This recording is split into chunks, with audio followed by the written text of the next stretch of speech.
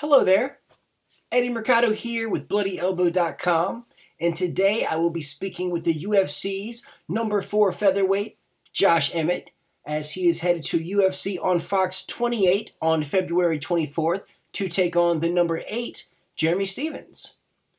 So let's give Josh a call and find out what he's been up to since his incredible knockout of Ricardo Lamas, find out what he has in store for Jeremy Stephens, and maybe what he expects out of the 2018 calendar year. Mr. Josh Emmett, how are you, sir? I'm doing great. Thanks for having me on. Yeah, thank you for taking out the time. Currently 13-1 overall in your mixed martial arts journey. You are 4-1 in the UFC and 2-0 since dropping down to featherweight. About to head into UFC on Fox 28, taking on the number 8 Jeremy Stephens. How are things? Things are going great. It's I'm excited for this fight. I have 2 weeks from Saturday I fight, so I'm just finishing up my camp. My hard sparring's in the bag. Actually, I have one more hard sparring session tomorrow, and then other than that, it's just fine tuning things, keeping my weight down, staying sharp, and just being ready for a 25-minute war. Yeah, so you've really been thriving at 145. First off, you had this crazy outing against Felipe Aranches in Poland. Now, you really showed off your power, and I don't know if it was the Jack Daniels playing tricks on me, but did you drop that dude 4 times in the first round? Yeah, it was, I set a record, a UFC record, first first person to ever knock someone down 4 times in a single round. So it was awesome. I didn't get the finish, but I at least got to showcase, some of my stand up and just show the 45 division that I have power. And I just feel like a lot of the featherweights, I'm just fighting people my size, my size to, so I'm the average 45er to on the bigger end of the spectrum. And, it's just great. And then to go out there and fight, one of the, top guys that's, Lamas, he's been at the top of the division his entire career. And then to go out there and put him away the way I did was just another way for me to, show the casual fans and the 45 division that I've come for that title. Yeah, so you dropped this Aranches 4 times. Do you think there should be some sort of limit to how many times you can drop someone before the fight is waved off, like some of the other combat sports?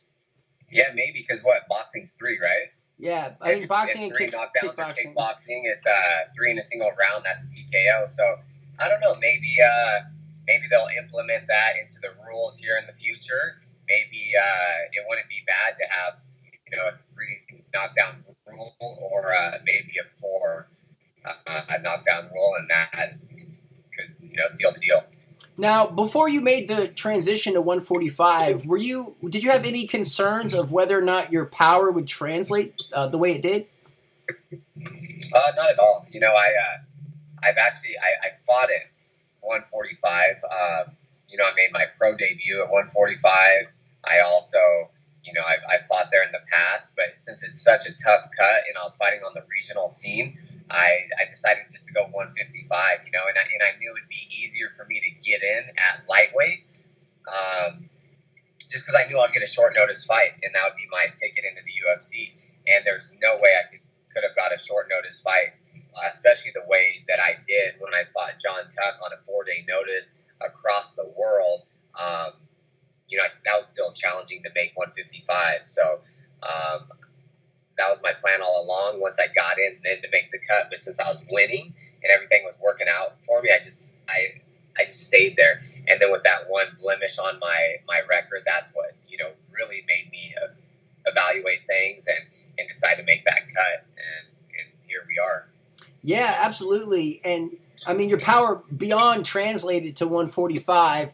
You took on Ricardo Lamas. He was ranked, number 3 in the world.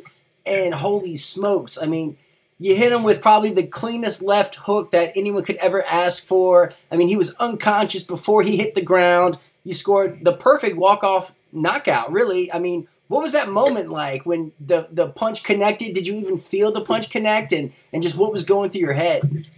Yeah, no, I definitely I felt the punch, and it's just one of those punches like in sparring when you're sparring someone and you hit them, you hit them just clean. Maybe it's not the biggest shot or the most powerful punch, but you can feel like the knuckles in your glove and it's perfect placement, and that's exactly what I felt. I felt my two big knuckles in my left hand when I connected, and I just knew. So I looked, and he was out, and that's why there was no reason for me to follow up and hit him while he's down, because it's already a brutal sport, and that could really be like a career-ending situation if I were to pull the old Dan Hendo, jump on and put a huge bomb or like an elbow, and I don't know, that's just not me, so I'm not going to do that. If someone's down, I'm not going to kick them while they're down. But it was amazing, and it was just nice at that moment that all the hard work that I put in my entire life, it's finally starting to show, and it's being recognized. And I really don't care about recognition. I know how hard I work. My friends and family know how hard I work.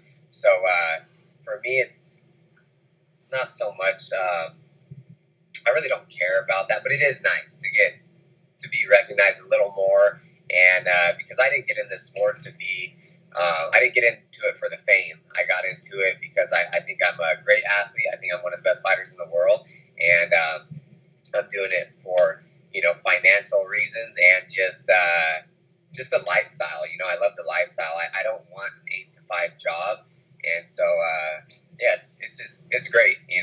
And this fight coming up is gonna this will be life changing. Yeah, and like personally, I think the walk-off knockout is one of the sweetest, absolute sweetest things in all of sports, hands down. It's like the ultimate, It's like there's no need for follow-up. It's kind of boss just walking away and admiring your work, Yeah, and that's exactly what it was. And yeah, I give it up to Lamas, and he was a cool dude. I still appreciate him taking the fight, because that was a risky fight for him, and he was right on the verge of challenging for the title next. And now, he's older, and that set him back, quite a bit. But it also put me right in the limelight where I belong. Yeah. So this was a short notice fight, and you weren't able to make 145. You came in a little bit heavy. Because you missed weight, did that kind of prevent you from winning any kind of bonus money? Yeah, no, it was that was tough, because I took it on a 3-week notice. I was heavy at the time. I'm always in good shape, but I wasn't in fight shape by no means. And but it was an opportunity I could not pass up. I knew I could beat him. I knew it would put me where I'm at right now. And so even though I missed the weight, I forfeited 30% of my purse. And normally people give up 20%. They took 30%. Because that's what Lamas and his camp wanted. And then I was excluded from the performance bonus that I was a shoo-in for. And I got hit with some other foreign Canadian tax stuff, not like $74,000. But it was a good investment, and the win was more important. And that'll be a highlight reel knockout for years to come. Oh, yeah, absolutely. So there was no, like, locker room bonus or, like, any kind of extra nothing from the UFC? No, not at all.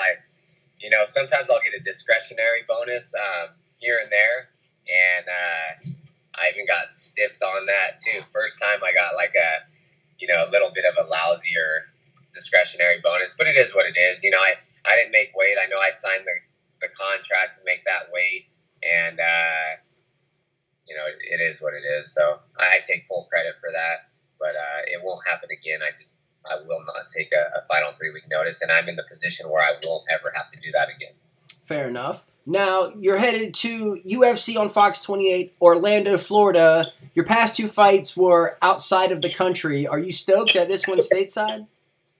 Yeah, I really don't care. It's I love to travel. I like fighting out of the country, because then, my family and wife and I, we always make an extra trip out of it, just to do some sightseeing. But I've always wanted to go to Florida, and so it is cool that, we're going to to check out Orlando. We're going to go to Disney World. We have tons of family and friends coming out there. They're bringing all their kids, and they're just making like a family trip out of it. So it's going to be a real good time. But it's all the way across the country, you know, for us. So it's still it's an all day of travel, you know what I mean? But no, I'm stoked for that, and I just got to go out there, perform well, get a big win, and then I'll have some fun with friends and family. That sounds pretty awesome.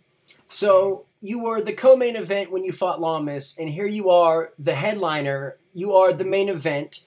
What does it mean to you to be the top of the billing for a UFC card? I don't know. To me, it's no added pressure. It's really nothing that I haven't done. I know I'm on a higher platform fighting for the UFC, but when I was fighting in Sacramento for West Coast Fighting Championship, I was their lightweight champion. So I was always the co-main event. I was always the main event, you know. So yeah, it's nice. You know, more people will tune in, more people will see me fight. Whereas when I was fighting on Fight Pass and fighting on the prelims, maybe, or I know a lot of people didn't really get I don't know, the fight fans, like the true fight fans knew who I was, but like I've talked about the casual fans that just tune in for, you know, big fight night cards for the main event or pay-per-view. They didn't know who I was, so it is nice to just get the exposure. And there's no bigger exposure than fighting on big clock in the main event. So, you know, there'll be more people tuned into this than the biggest pay-per-view of last year. I think even when I was a co-main event, I think at one point there was 3.7 million people watching it live when I fought Lamas. And the biggest event before that was the GSP versus Bisping, you know, that card. And I think that was like 1.4 million pay-per-view buys. So this is going to be huge. I think this is the fight the fans want to see. And Jeremy Stevens and I are just going to be, you know, it's going to be an all-out war. And, yeah, I'm just looking to go out there, perform well, and get my hand raised. Yeah, Jeremy Stevens, he has been around forever. He's got nearly 30 fights in the UFC. He's known for hitting hard. He's known for being tough. He's on a 2-fight winning streak, but he's 27-14, you know, somewhat of a 500 fighter in the UFC, so he's shown he's beatable. How do you see your styles clashing out there? You know, I think Stevens and I match up really well. Together, you know, it's going to be, I keep saying it, similar to fighting myself. You know, I know we both come from wrestling backgrounds. He's, you know, he's known for hitting hard. He's strong, explosive. But man, I'm known for hitting hard too. You ask anybody in our room at Team Alpha Male who hits the hardest, and I guarantee the majority of them will say me. But you know what I mean? He's a veteran. He's had his time. You know, he's got close. He's had his time. He's fought the who's who at 55s, 45s. But this is my time. And I'm going to go out there, and I'm going to shock the world again. And I'm going to shut all those naysayers and casual fans up that say that I don't belong to be there or I have no chance in hell. You know, I thrive off this, and it's going to be a great fight and a great performance for me. Well, to those that were doubting you when you fought Lamas, I mean, you absolutely knocked him out. He might still be unconscious for all I know. But, so, Chad Mendez, Danny Castillo, and Josh Emmett have all knocked out Ricardo Lamas. I mean, does Team Alpha Male just have his number, or what's going on there? Yeah, that's what it seems like, you know what I mean? And that's where I had a little insight because, you know, Chad had fought Lamas. He TKO'd him. Danny, same thing. And so it's a confidence booster for me when, you know, my training partners and coach, they fought him, and they're telling me he will not be able to handle your power. He will, and they just tell me because it's, I don't know, it's different. Like, they're like, you're going to knock him out. They just kept saying, you're going to knock him out. You land one clean punch, you will knock him out. He cannot handle my movement. He can't handle my power or speed. And so I was like, okay, guys, like I'm trusting you. And then we went out there and did that. You know what I mean? And you know, I took it on 3-week notice. I had a 2-week camp, and I was sick the whole time on antibiotics. And then I went out to cut the weight. And so that's kind of, you know, no excuses, but I think that kind of messed with the weight cut as well. And just having to cut that type of weight in 3 weeks, I still weeks, and I was more drained than him, I can guarantee. Also, when I fought Lamas, I was lighter during the fight than when I made weight in Poland and fought Felipe Arantes. I think the next night in Poland, I was like 168 and a half, and when I fought Lamas, I was like 165. Oh, so, wow. You know, and people were saying, like, man, that's just frustrating. Like, oh, he cheated. He didn't make weight. No, I tried. I felt, you know, it was, I was on the verge of, like, death, and my coaches are the ones that, they weren't even going to let me fight. They're like, you're not fighting tomorrow. We're leaving. I was like, no, I'm fighting. And then we talked, and then they said, okay, well, we're just going to go weigh in now. So it was heartbreaking to me, though. Like I said before, it's like, man, I felt like I lost a fight when I didn't make weight. I was so disappointed. But it all worked out in the end, and now I can go out there, and all everyone's talking about is I'm not going to make weight, but I'll show them. Okay, so I like to feel wrong.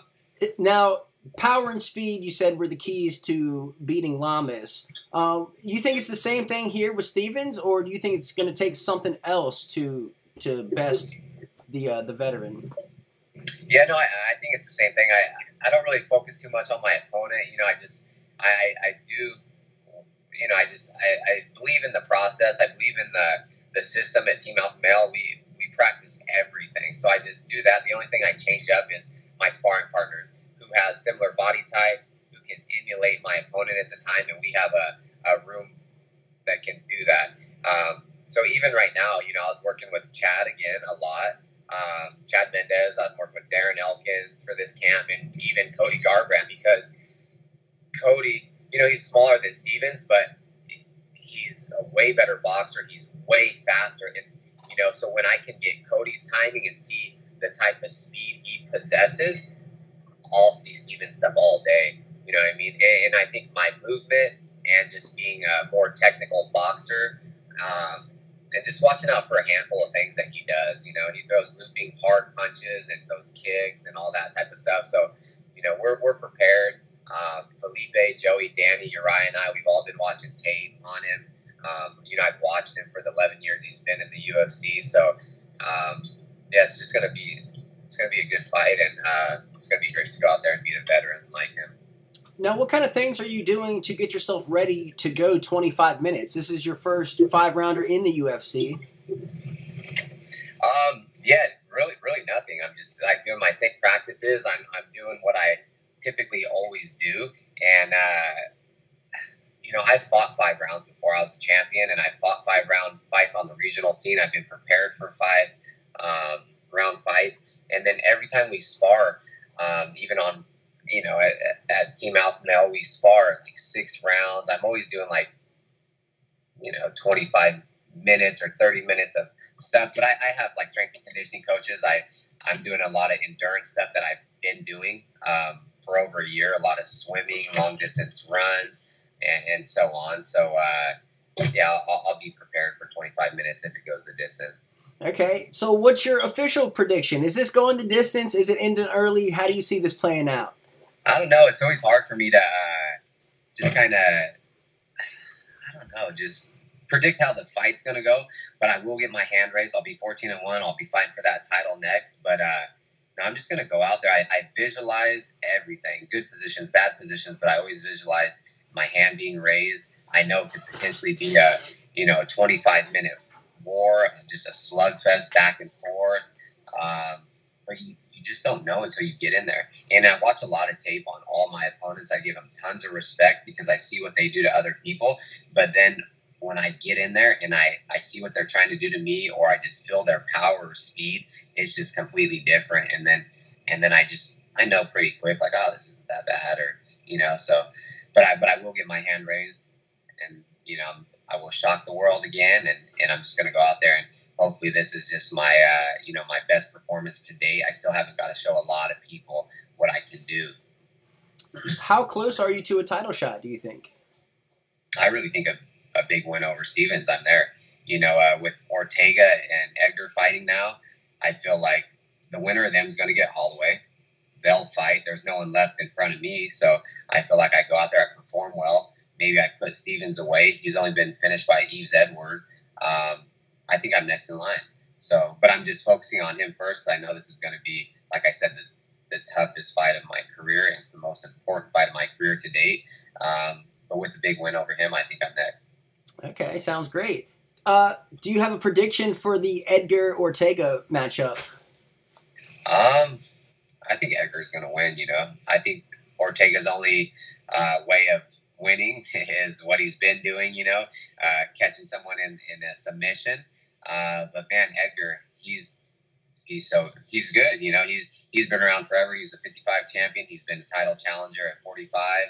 I just see his pressure, his boxing. It's going to overwhelm Ortega, and I could even see Edgar taking him down, and he has that good top pressure. He's a black belt as well, and a great ground and pound. So I don't know. I see Edgar winning unless Ortega catches him with something. It's definitely going to be exciting. That's for sure. Yeah, for sure. Now, I got a couple questions about your teammates really fast. Chad Mendez, when will we see him back? I think he's going to be fighting in June or July sometime. So hopefully he'll get an opponent soon. Maybe, I don't know, February, March. So maybe awesome. He'll get an opponent in March and he'll be right back in camp. He's been, training. He's been doing his spins and feather, business and doing well there and just enjoying life. And he'll be back fighting soon. So it's gonna be kind of crazy. Elkins is up in the top 10. Mendez will hop right back in. I'm there. Andre just broke into the top 15. He'll be in the top 10 soon. So it's not a bad problem to have, but there's going to be 4 of us from the same team in the top 10, So, it'll be interesting, but it's a good problem to have. Yeah, absolutely. Is there a tougher person in the world, tougher than Darren Elkins? I don't know, man. He's so damn tough. And he'll just, I don't know what you can do to that guy. No matter what, you kick him, punch him, put him in a bad position. You can never count him out. He's so tough and durable, and he'll find a way to get out of that or just, overcome some type of adversity and come back and find a way to win. So that guy's inspiring, and he's getting better and better. So he's a force to be reckoned with. Yeah, absolutely. Now, who are some of your sponsors? Who are the people helping you out that you would like to give a special shout out to? I want to just thank all my friends and family and wife and everyone that's been there since the beginning for me. Trifecta, nutrition, waitlist, cryotherapy, and just all, like I said, all my coaches and teammates, just everyone that has believed in me, everyone that helps me. They know who they are, and we're almost there. I can finally see light at the end of the tunnel. I love it. I absolutely love it. Now, how can people follow you on your journey? What are your social media outlets, your Twitter, your Facebook, Instagram, all that jazz? My Instagram and Twitter handle are Josh Emmett UFC, and that's JoshEmmett UFC. And then I have a fan page, Josh Emmett, as well. And then I just launched a new apparel line, and we're going to be constantly, mixing things up and adding a bunch of cool things. And we just launched my new logo, and that's joshemmett.itemorder.com. So, check that out. If you want to support me there, they can buy some gear and swag, and it's coming along really well. Awesome. I dig it, man. Well, Josh Emmett, thank you so much for taking out the time. Once again, you're headed to UFC on Fox 28, Orlando, Florida, February 24th. Jeremy Stephens on your dinner plate. Best of luck to you, sir. Well, thank you, Eddie. I appreciate it. I'll talk to you soon. Yes, sir. Have a good one. So there you have it. The UFC's number 4 featherweight, Josh Emmett, headlining UFC on Fox 28 in Orlando, Florida, taking on Jeremy Stephens. He's ranked number 8. Go check that out. In the meantime, you can read me over at bloodyelbow.com. You can follow me on Twitter at @Mercado. If you like this interview, smash the like button. It's a thumbs up down below. Subscribe to my channel right there. Subscribe to Bloody Elbow's YouTube channel right here. Check out those interviews right there. Now go be a good person.